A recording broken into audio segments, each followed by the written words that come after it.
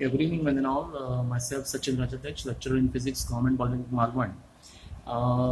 Now let us move ahead. Now we have discussed what is electrostatics, what is magnetism. Now let us move ahead to the next topic, that is electricity.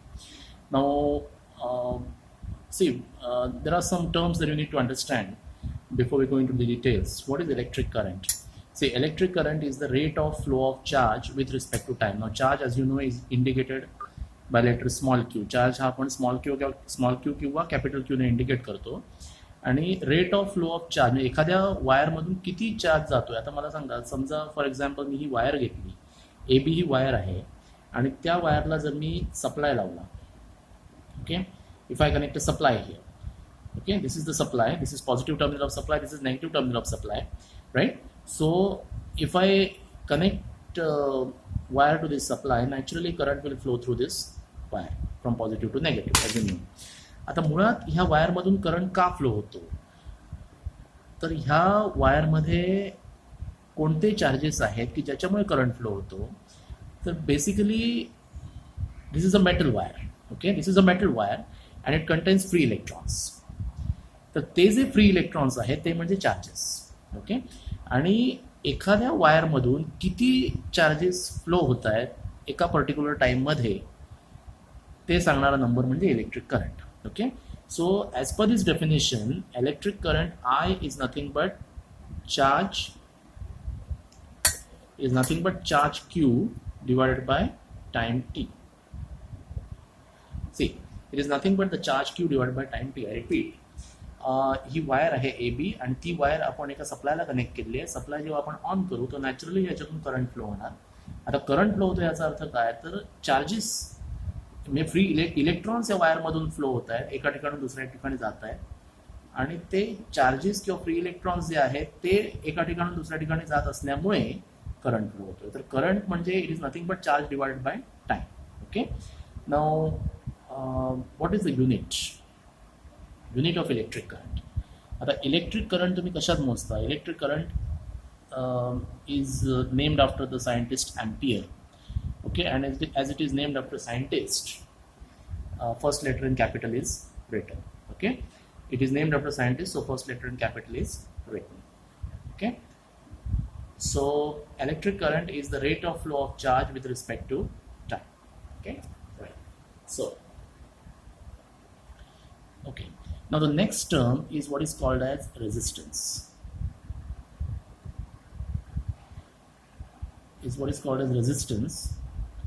Now resistance is nothing but opposition.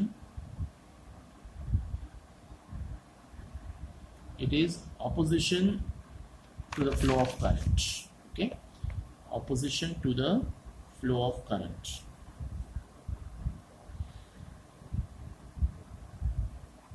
तर मुळात याचा अर्थ काय तो समजून घ्या. Just आता to resist means to oppose. To resist म्हणजे अपोज करणे, विरोध करणे. आता ह्या वायरला जर मी सप्लाय लावलेला असेल तर ह्याच्यातून करंट फ्लो होणार आपण आता बघितलं. तर ह्या करंट फ्लोला अपोज करणारं जे एलिमेंट आहे त्यालाच आपण रेजिस्टन्स म्हणतो.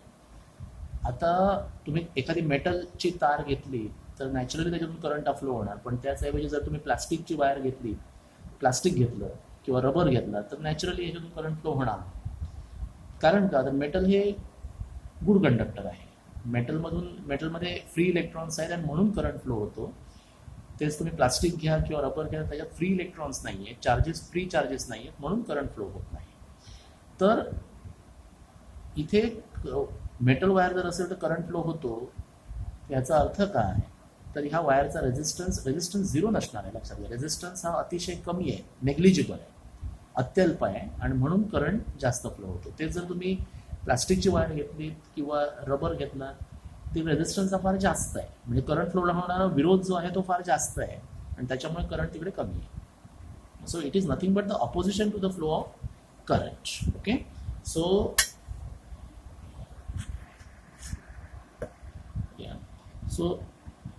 in case of a metal wire, yeah, due to the presence of, let me just adjust it, yeah, due to the presence of free electrons,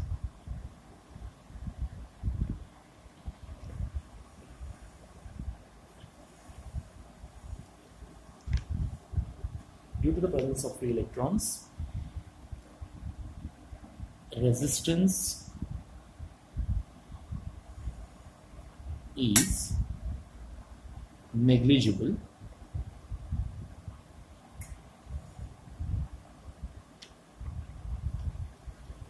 in case of a metal wire. Due to the presence of free electrons, the resistance is negligible, and hence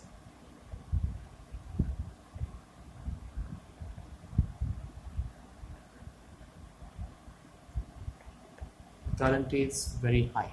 Okay, due to the presence of free electrons म्हणजे charges जास्त आहे, त्याच्यामुळे resistance कमी आहे, and hence the current is very high. Okay, so that is all about resistance. Okay, then what is potential difference?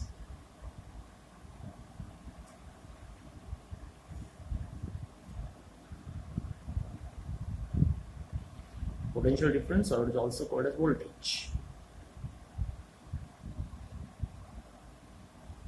Potential difference of voltage. Okay, so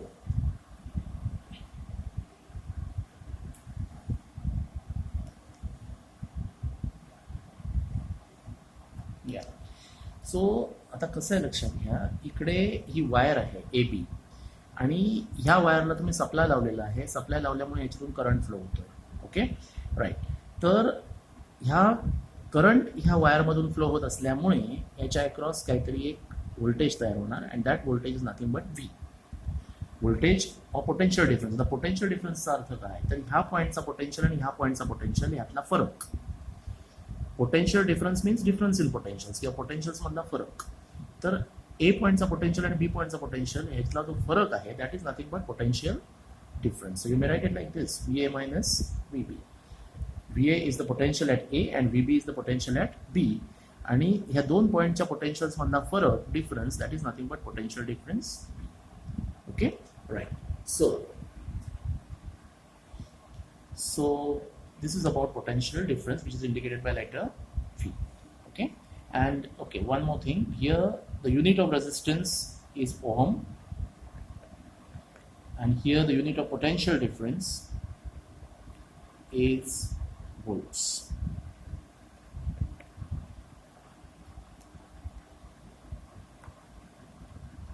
Okay, so you see, I repeat, because there are free electrons in this wire, because there are free electrons in this, because the electrons are free to move within this wire, या wire मधून electrons easily एका एंडकडून दुसऱ्या एंडकडे जात असल्यामुळे ह्या वायरमधून current जातोय, and that current is nothing but charge upon time, and the unit is ampere. Okay, आणि ह्या करंटला होणारा जो विरोध आहे, ऑपोजिशन आहे, त्यालाच आपण रेझिस्टन्स म्हणतो.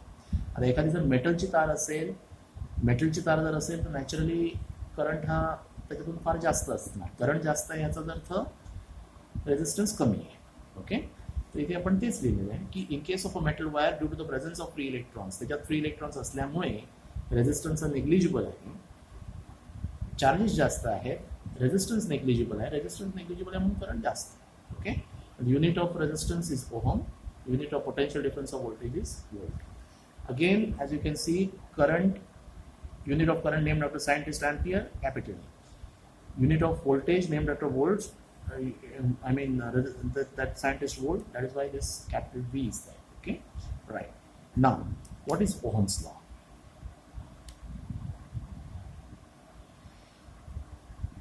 See, what does Ohm's law state?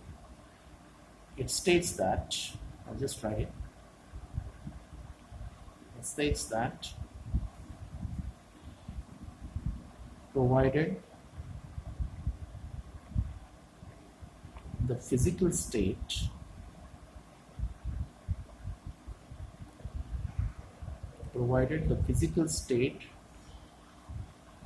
what do you mean by physical state? Length, area, temperature, etc. Okay, provided the physical state of a conductor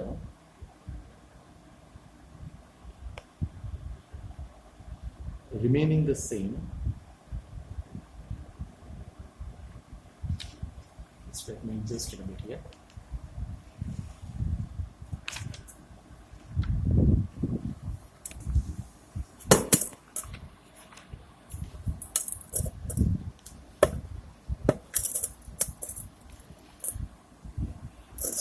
Let me just adjust the camera over here.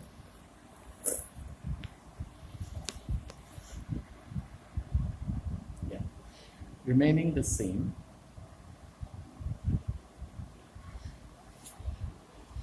The current I flowing through the conductor is directly proportional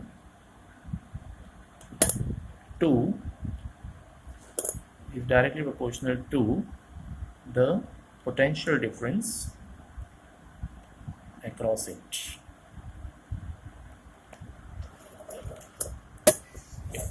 So what it means is, you just see, provided the physical state of a conductor remaining the same, the current flowing through the conductor is directly proportional to the potential difference across it. ह्याचा अर्थ काय समजून घ्या. Just try to understand. आता याचा अर्थ असा आहे, समजा मी ही एक वायर घेतली, okay, this is one wire, okay, आणि ही वायर एका सप्लायला मी लावली आहे, ओके, आणि ह्या वायरमधून किती करंट फ्लो होतोय हे बघण्यासाठी आपण इकडे ॲमीटर लावला आहे, आणि ह्या वायरमधून करंट गेल्यामुळे ह्याच्या अक्रॉस काहीतरी व्होल्टेज तयार होणार, आणि ते व्होल्टेज मोजण्यासाठी म्हणून आपण व्होल्टमीटर लावतोय. Always remember, ammeter is connected in series. Series म्हणजे एका रेषेत आणि पॅरलल म्हणजे समांतर. सिरीज म्हणजे एका रेषेत आणि पॅरलल म्हणजे समांतर. ॲमीटर म्हणजे जो करंट मीटर आहे, it is always connected in series and voltmeter is always connected in parallel. Remember that. Okay, right. तर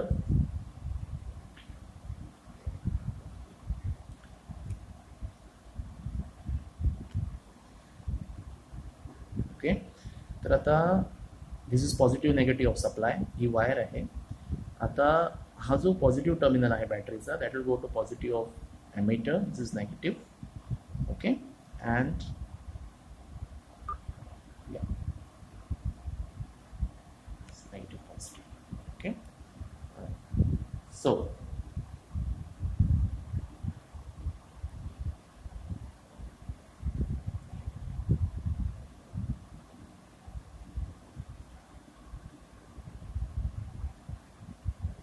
yeah, so what is happening here? This is a wire which is connected to a supply. This is the supply, and the ammeter will measure the current flowing through the wire, and the voltmeter will measure the voltage across this wire. Okay. Now, what does this law state? Provided the physical state of a conductor remaining the same. The physical state of a conductor remaining the same याचा अर्थ काय? तर या वायरची length, तुम्ही एखादा experiment करत आहात, एखादा ऑब्झर्वेशन टेबल तुम्ही काढत आहात, व्होल्टेज आणि करंटच्या व्हॅल्यूज तुम्ही लिहिताय. तर व्होल्टेज आणि करंटच्या व्हॅल्यूज जर तुम्ही लिहित असाल, तुम्ही व्होल्टेज नोट करताय, करंट नोट करताय, व्होल्टेज नोट करताय, करंट नोट करताय, असं जर असेल तर त्या पर्टिक्युलर एक्सपेरिमेंट चालू असताना, ते ऑब्झर्वेशन टेबल तुम्ही लिहित असताना, ह्या वायरची जी लेंथ आहे ती लेंथ तुम्ही बदलता नाही. म्हणजे पहिल्या रिडिंगसाठी 25 सेंटीमीटरची वायर, दुसऱ्या रिडिंगसाठी 50 सेंटीमीटरची वायर, तिसऱ्या रिडिंगसाठी 100 सेंटीमीटरची वायर, असं घेता नाही. जर तुम्ही एक ऑब्झर्वेशन टेबल काढत असाल तर ती 25 सेंटीमीटरसाठी एक घ्या, दुसरं ऑब्झर्वेशन टेबल 50 सेंटीमीटरसाठी काढा, असं. तसंच एरियाचं, म्हणजे एका पर्टिक्युलर सेटसाठी, एका पर्टिक्युलर ऑब्झर्वेशन टेबलसाठी तुम्ही लेंथ एरिया वगैरे बदलायची नाही. That is what is meant by provided the physical state remaining the same. म्हणजे एका पर्टिक्युलर सेटसाठी जर तुम्ही ते सेम ठेवलं तर current flowing through the conductor is directly proportional to potential difference. आता रूल काय सांगतो? तर current is proportional to potential difference V. Okay, म्हणजेच V is proportional to I. आता ह्याच्यावरून आपण काय म्हणणार? प्रपोर्शनॅलिटी काढायची असेल तर आपण इज इक्वल टू साईन लिहिणार. इज इक्वल टू लिहिलं तर इकडे आपण आय इंटू आर लिहिणार. बरोबर. हा आर म्हणजे proportionality constant. Current is proportional to voltage, म्हणजे voltage is proportional to current. मग प्रपोर्शनॅलिटी काढून आपण इज इक्वल टू साईन लिहिलं. इज इक्वल टू म्हणून म्हणजे प्रपोर्शनॅलिटी काढून आपण इज इक्वल टू साईन जेव्हा लिहितो तिकडे आपण प्रपोर्शनॅलिटी कॉन्स्टंट लिहितो.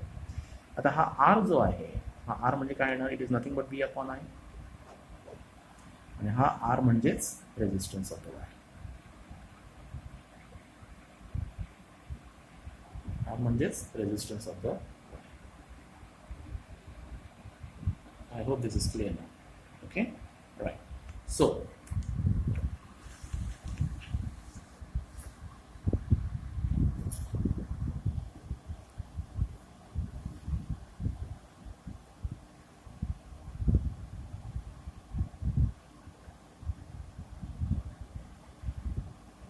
yeah, okay, right.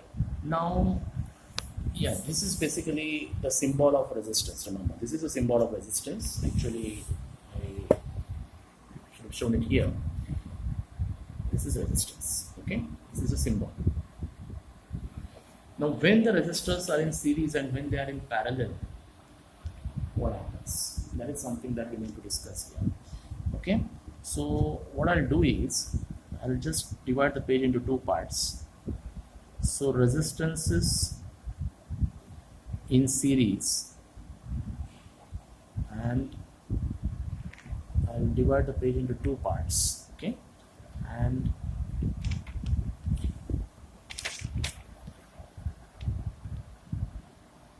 here I'll write resistances in parallel, okay? Parallels are the समांतर, ओके, आणि सिरीज म्हणजे एका रेषेत. सिरीजचा अर्थ एका रेषेत आणि पॅरललचा अर्थ समांतर. आता what exactly is this, you see. आता इथे मी 3 रेजिस्टर्स घेतोय. This is R1, this is R2 and this is R3, okay, and they are connected across this supply. हा सप्लाय आहे आणि ही प्लग की आहे, ओके. प्लग कीचं फंक्शन काय, की जर तुम्ही ओपन केली तर काय होणार, करंट 0 होणार सर्किटमधला. की म्हणजे अशी आहे, लक्षात घ्या. ॲक्च्युली ही असं आहे, ही की जर दिस इज ओपन स्टेट. आता की जर ओपन असेल तर करंट इकडून इकडे जाणार नाही. की जर क्लोज असेल म्हणजे थोडक्यात ह्या आणि ह्या भागाचं कनेक्शन झालं तर करंट जाणार. So always remember, Wien the key is closed, की जर क्लोज असेल तर करंट फ्लो होईल. की जर ओपन असेल तर ह्या आणि ह्या भागाचा संपर्क तुटला, so naturally current will be 0 there. Okay, so when the key is open, current is 0, and when the key is closed, current flows. I is current. Okay, right. So this is what is series combination, and let us draw parallel. Yeah, आता पॅरललचा अर्थ काय, parallel म्हणजे समांतर. हे circuit अनेक ब्रांचेसमध्ये divide होतं, लक्षात घ्या. Just like this. Okay, let me take this point as A and this point is B, and they are connected across the supply, and this is key.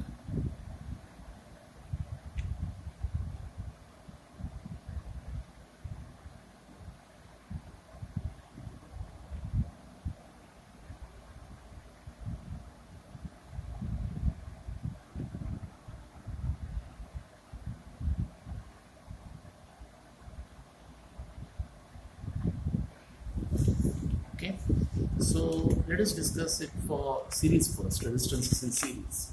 Okay, now this is a supply. Let us take this voltage of this supply as V. Okay, now the current will start to flow from positive to, current will flow from positive to negative. So this is current. Okay, now as same as all three resistances, हे सगळे तिन्ही रेजिस्टन्सेस जे आहे, पहिल्याची value R1 आहे, दुसऱ्याची R2 आहे, तिसऱ्याची R3 आहे, हे सगळेच्या सगळे रेजिस्टन्स हे एका रेषेत आहे. करंट कधी बदलेल, जर वेगवेगळ्या रेषांमध्ये रेजिस्टन्सेस असतील तर. इथे बघा, इथे करंट बदलणार पॅरललमध्ये. काय होईल सांगा मला. इथून करंट आला, पॉईंट ए ला पोहोचला, इथून सर्किट 3 भागात विभागलं गेले, 1, 2 आणि 3, म्हणून करंटचे पण 3 भाग होणार. 3 लाईनमध्ये सर्किट विभागलं गेलं म्हणून करंटचे 3 भाग होणार. इकडे कसं आहे, इकडे सगळेच्या सगळे रेजिस्टर्स हे एकाच रेषेत आहेत, त्याच्यामुळे इथून करंट आला पॉझिटिव्ह, हा करंट आय आला, इकडून समजा मी हा पॉईंट ए घेतला आणि हा पॉईंट समजा बी घेतला, तर इकडे करंट आला, it will flow like this, it will flow like this. कारण का, तर सगळेच्या सगळे रेजिस्टर्स हे एका रेषेत असल्यामुळे, सगळ्याच्या सगळे रेजिस्टर्स एका रेषेत असल्यामुळे करंट सेम असतं. इथे काय होतं आहे, हे रेजिस्टर्स जे आहेत, हे रेजिस्टर्स वेगवेगळ्या रेषेत असल्यामुळे करंट हा वेगवेगळा आहे. Okay right. सो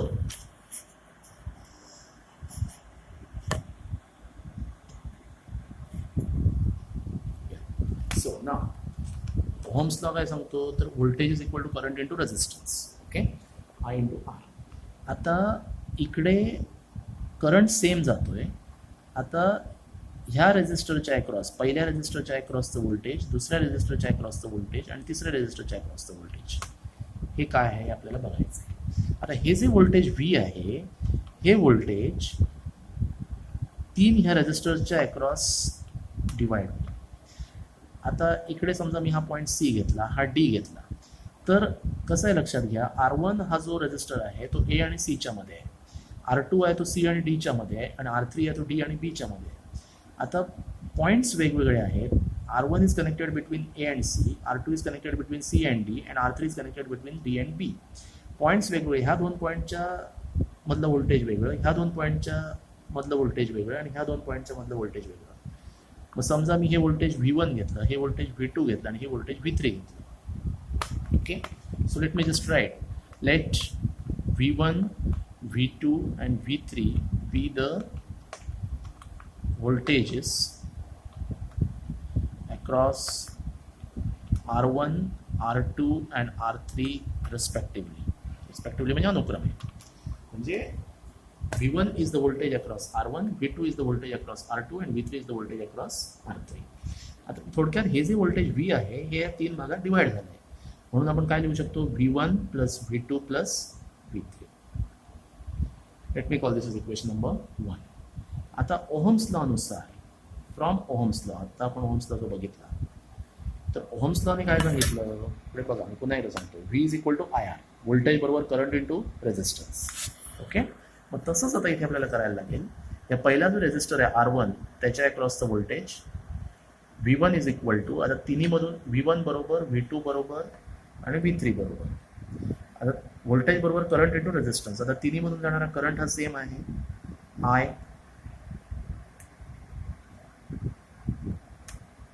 या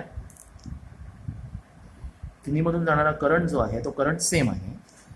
आता करंट इंटू रेझिस्टन्स, आता पहिला जो रेझिस्टर आहे ज्याच्या अक्रॉसचं व्होल्टेज V1 आहे त्याची व्हॅल्यू किती आहे R1. So current into resistance R1.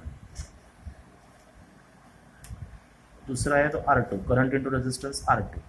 आणि तिसरा आहे तो करंट इंटू रेझिस्टन्स R3. लक्षात घ्या, करंट इंटू रेझिस्टन्स बरोबर व्होल्टेज, तेच इकडे आपण अप्लाय केलं आहे. Current I multiplied by resistance R1, current I into resistance R2 आणि current I into resistance R3. आता ह्याच्यावरून आता ह्या व्हॅल्यूज आपण सबस्टिट्यूट करायच्या. Okay substitute V1. Okay and आणखी एक गोष्ट, टोटल व्होल्टेज V बरोबर काय ना, टोटल व्होल्टेज V बरोबर total current I into total resistance RS समजा मी घेतला. आणि हा RS का घेतला आहे, तर R म्हणजे resistance in series, RS total resistance in series म्हणून RS. V1 हे R1च्या अक्रॉसचं व्होल्टेज, V2 हे R2च्या अक्रॉसचं व्होल्टेज, V3 हे R3च्या अक्रॉसचं व्होल्टेज आणि टोटल जे कॉम्बिनेशन आहे R1, R2, R3चं त्याच्या अक्रॉसचं व्होल्टेज V, जे आपण total current I into total resistance RS ने इंडिकेट करतो. ओके तर आता V1, V2, V3 in equation 1. Okay equation 1 मध्ये जर तुम्ही सबस्टिट्यूट केलं तर काय येईल, I into R1 plus I into R2 plus I into R3 बरोबर V1 plus V2 plus V3. V1 ची किंमत IR1, V2 ची किंमत IR2, V3 ची किंमत IR3 बरोबर टोटल व्होल्टेज V म्हणजे काय, current I multiplied by resistance RS. Therefore I multiplied by R1 plus R2 plus R3 that is equal to I into RS. I cancel झाला and what remains is RS is equal to R1 plus R2 plus R3. Okay so थोडक्यात काय, the total resistance in series बरोबर addition of all the resistances, म्हणजे सगळ्यांची बेरीज, सगळ्या रेझिस्टरची बेरीज बरोबर टोटल रेझिस्टन्स.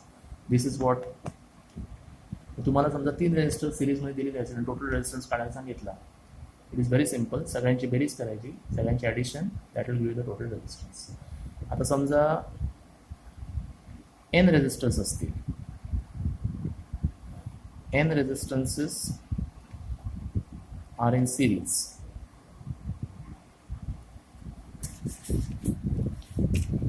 तर काय येईल, RS बरोबर R1 plus R2 plus and so on up to Rn.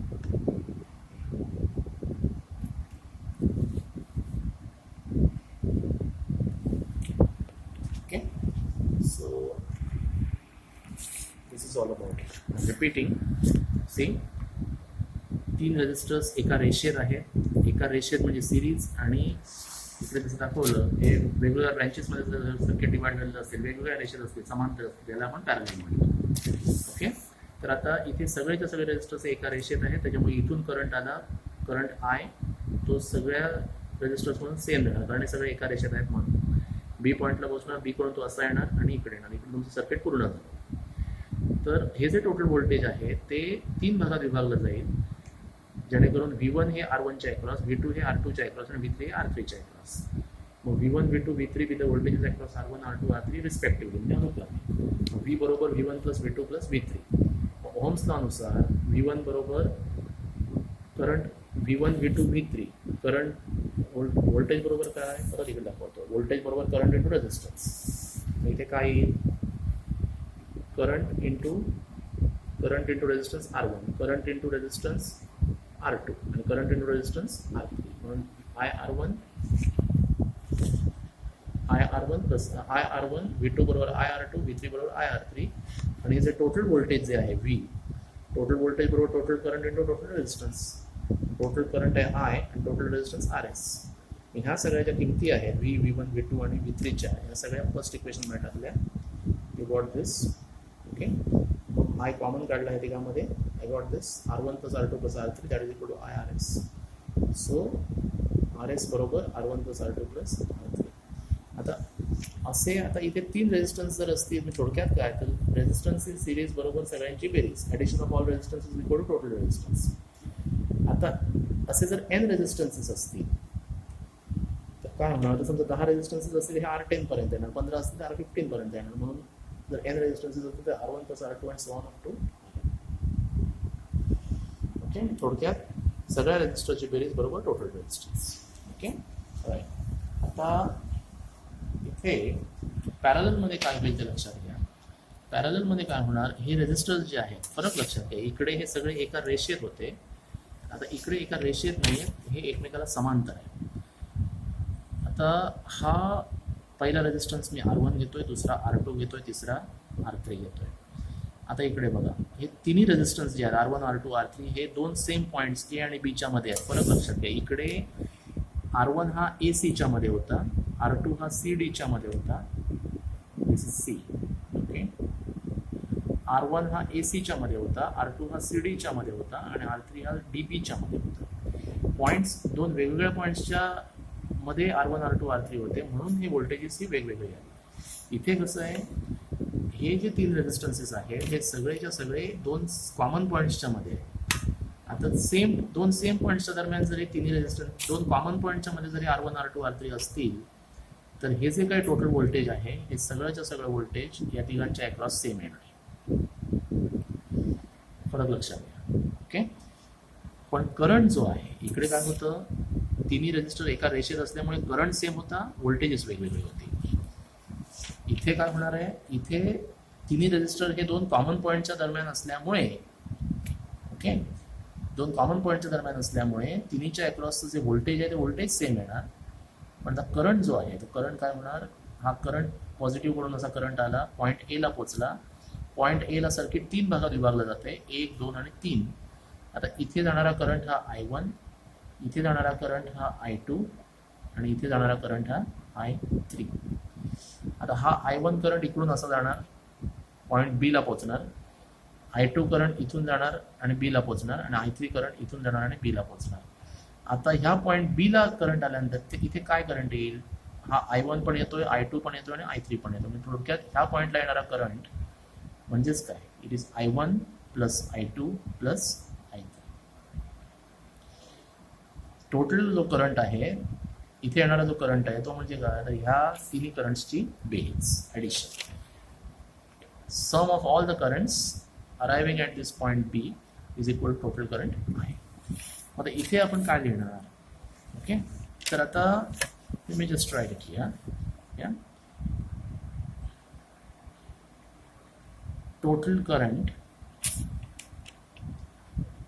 फरक लक्षात घ्या. इथे काय होतं, इथे व्होल्टेज बरोबर V1 plus V2 plus V3 लिहिलं, इकडे फक्त आपण करंटच्या स्वरूपात लिहिणार, कारण इथे व्होल्टेज वेगळं होतं, इथे करंट वेगळं आहे.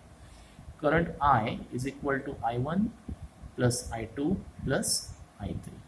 Late me call this is equation number 1. फरक बघा, पुन्हा दाखवतोय. इथे व्होल्टेज बरोबर V1 plus V2 plus V3 होतं, इथे करंट बरोबर I1 plus I2 plus I3 आहे. कारण आता मी तुम्हाला सांगितलं, ओके. आता ओहम्स लॉ नुसार, फ्रॉम ओहम्स लॉ काय लिहिणार आपण, टोटल व्होल्टेज V बरोबर total current I into resistance RP. लक्षात घ्या, इथे आपण RS ने इंडिकेट करत होतो, रेजिस्टन्स इन सिरीज, इथे रेजिस्टन्स इन पॅरलल आहे म्हणून RP, ओके.